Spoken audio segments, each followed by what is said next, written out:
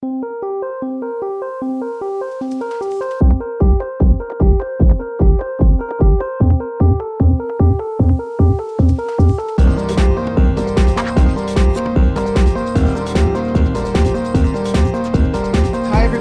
here. Welcome back to the Fashion Bunker. It is that time of the month, no pun intended. My September favorites, top 5 September fragrances for 2016. So, of course, September, as we all know by now, because I have communicated it to you a while ago, Chanel is discontinuing their Les Exclusives fragrances.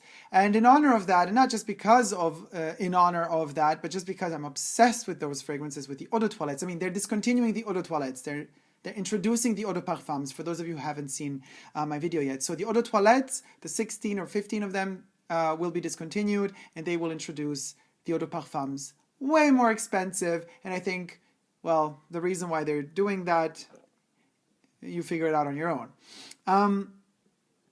Anyway, I will begin with, because also September is the month of the launch of the new Chanel No. 5 L'Eau, the Chanel 5 Flanker.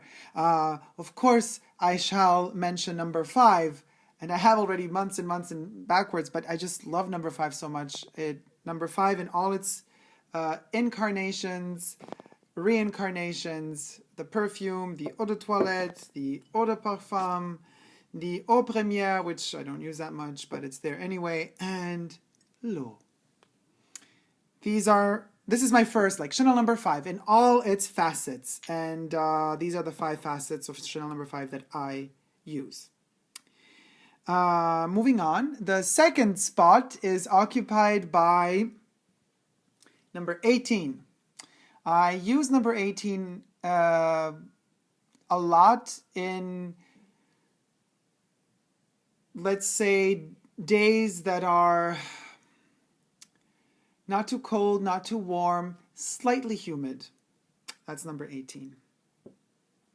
Then, this September is really warm in many parts of the world, which is beautiful. It's turning out to be a marvelous September.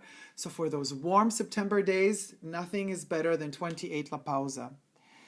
28 La Pausa, I also use it a lot at night before I go to bed. So in the morning, it like freshens me up. It makes me feel so divine. And then at night before I go to bed, I would spray it on me. Just it really helps relax. 28 La Pausa, eau de toilette. Then, as winds start to blow, and as autumn shows its kind of, in the beginning, only shy face, which will turn into a bitter face, and that will then mutate into winter. For those days, I remind myself to watch my favorite TV series of all time, Twin Peaks, all over again. Every freaking September, October, every year, I just have that craving. It hits me, and I gotta watch Twin Peaks. And of course, Twin Peaks, God, I could talk for days and days about it, but one of the most famous songs from Twin Peaks, the TV series, is Underneath the Sycomore Trees. I will not say more to not spoil anything for you, especially because that song comes towards the very end of the series. I'm extremely looking forward to Twin Peaks Season 3, which will be coming out in 2017. Cannot wait for that. David Lynch, I love you. I love you. I love you. I can even ASMR it for you. I love you, David. I love you. This was creepy. But for the creepy occasion, Sycomore is my number 4 for the month of September. You have to understand Sycomore. Now, I have different versions of this one. This is the eau de toilette, and I have the 200 ml as well as the 75 ml from different years. And it's mellowed down a bit with the newer versions of the eau de toilette than it used to be. It was more vetiver-y and acidy, bittery, wet. Now it's a bit more fragranty, powdery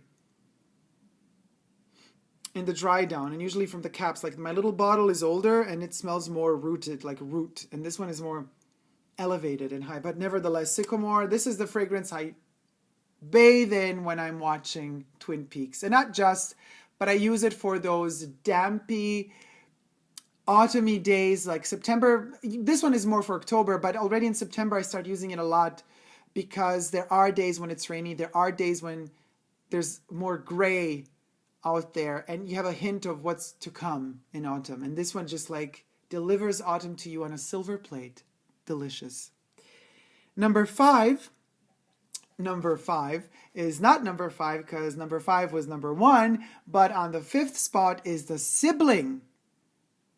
And mind you, in my opinion, the biggest rival Chanel number 5 ever had in the Chanel fragrance family. The biggest rival, the biggest evil sister that Chanel number 5 could have ever had and still has to date. Number 22. Number 22 is beyond incredible. It's beyond magic.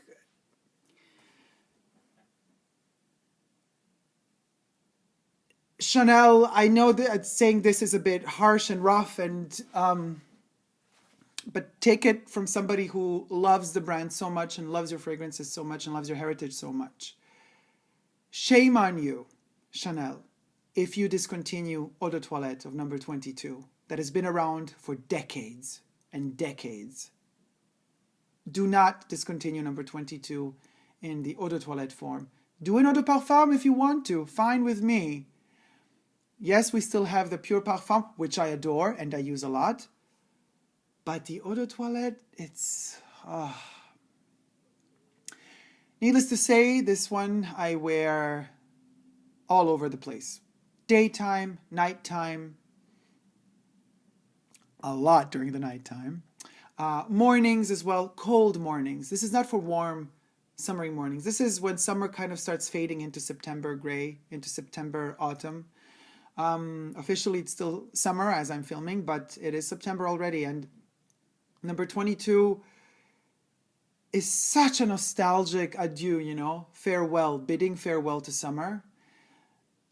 And there's a lot of sadness in this perfume. And in fact, maybe that's also the reason why it's kind of the more unlucky sister of number 5. And I call it the evil sister or the nasty sister or the bitter sister because this one